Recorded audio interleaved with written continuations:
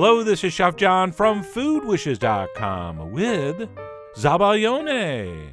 That's right, if you're looking for an easy-to-make, incredibly gorgeous, and super sexy dessert to serve to your Valentine, look no further, because this ancient Italian recipe is all that and more.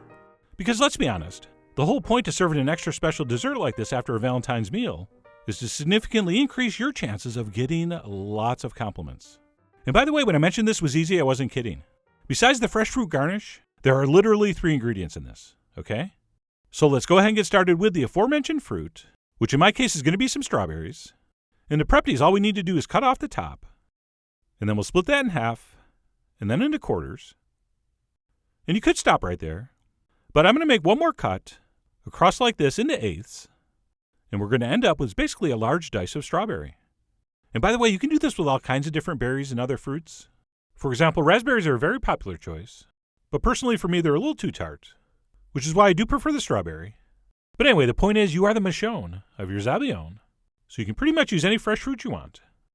And then what we'll do after our strawberries are cut up, we will transfer those into a bowl and sprinkle over a spoon of sugar, and we will give those a toss. And as you may know, when you toss fresh cut strawberries with sugar, it's actually going to draw out some of the liquid, and it's going to create what's basically an all-natural and incredibly delicious strawberry syrup. But the one catch, that does take a little bit of time. So what we'll do is we'll wrap that up and leave it on the counter for about an hour, tossing occasionally, or until you feel your fruit is sufficiently juicy. And by the way, yes, you can do this ahead of time and leave that fruit in the fridge for a few hours. But I don't like to leave it too long because you kind of lose that freshness. So I just left mine out for about an hour, like I say, tossing occasionally, at which point we can spoon that into whatever we're going to serve it in. And for me, these cocktail glasses are just the right size and shape. And you might be thinking, why are you portioning the fruit? You haven't even started the recipe yet. Well, that's because start to finish, our Zabaglione is only going to take about 6 to 7 minutes. And not only is it fast, but it's also super easy, and as I mentioned, requires only 3 ingredients. So once our fruit is portioned, we'll go ahead and grab a metal mixing bowl, into which we will add the following ingredients. 3 large egg yolks, and then to the yolks we'll also add some white sugar, as well as some kind of flavorful liquid, traditionally Marsala wine. And if you're not familiar with Marsala, we'll go over that on the blog, along with some very delicious and interesting alternatives. But it's basically an Italian wine, a little bit on the sweet side. And then what we'll do is we'll grab a whisk and give this a quick mix before heading to the stove to make magic. And I mean that almost literally. So we'll give that a quick but thoughtful mix, at which point we'll head over to the stove and set our heat to low, or maybe just a hair above low. And then with our whisk in one hand and a towel to hold the bowl in the other, we're going to cook this directly over that low flame, stirring constantly until the mixture gets very thick and hot to the touch. And trust me, there's some culinary instructors losing their minds right now, because this procedure is never done over a direct flame, even a low one, but instead is always done by placing this bowl over a pot of simmering water. And the reason for that is so you lessen your chances of ending up with scrambled eggs. So then, why do I do it this way? Well, because I think it's faster and easier and way more dangerous. So feel free to use a double boiler if you want, but I really do prefer this method, especially if my Valentine's watching. This looks way cooler. I mean, come on, a double boiler's not sexy.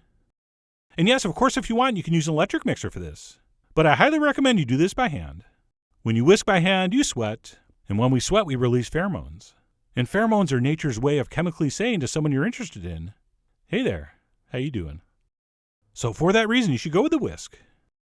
So I kept cooking and stirring for about 7 minutes or so, until I ended up with something that looked like this. And like I said, if you dip a pinky in, it should feel hot to the touch. And once we reach this point, believe it or not, we're done.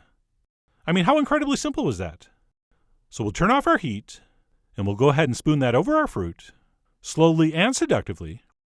And by the way, the recipe amounts I'm going to give you for this is going to make enough for 2 generous portions. Although, and I do realize this applies to only a small percentage of you, but you could stretch this into enough for 3. But anyway, we'll spoon that in, and there's 2 ways you can go here. We could fill these up not quite all the way to the top, which does probably look a little more elegant. But when it comes to elegant versus a couple extra spoonfuls, I always go for the extra spoonfuls. So I'm going to fill this up as much as humanly possible, plus a little more. And then for the final touch, which is optional, but please do it, we will take our blowtorch and just brulee that top ever so slightly. And not only do I think that makes these look better, but that little bit of caramelization on the top adds just a little bit of complexity to the flavor profile. And we don't really want to go too far here, just a little light singe here and there. Whoops, be careful. That was almost too much. So we'll go ahead and we'll glaze the tops. And that is it. Our Zabaglione is done and ready to serve to our Valentine, who hopefully has been watching this whole process and is incredibly impressed with you right now. And while I'm pretty sure whoever you're trying to seduce is really going to enjoy this, one quick tip, and this is mostly for the guys, you're going to want to have some chocolate around just in case. All right, in the business, they call that hedging your bets. So not a bad idea to have a little bit of chocolate around, as well as a couple spoons with which to dive into this. And that is just nothing short of a spectacular dessert.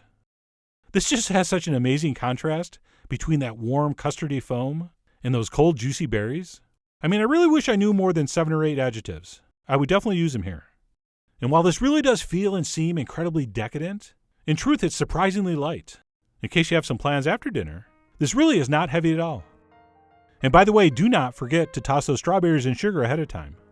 Because hopefully, as you can see here, the way those strawberry juices kind of mingle with that custard is just, I don't know. Let's just go with fantastic.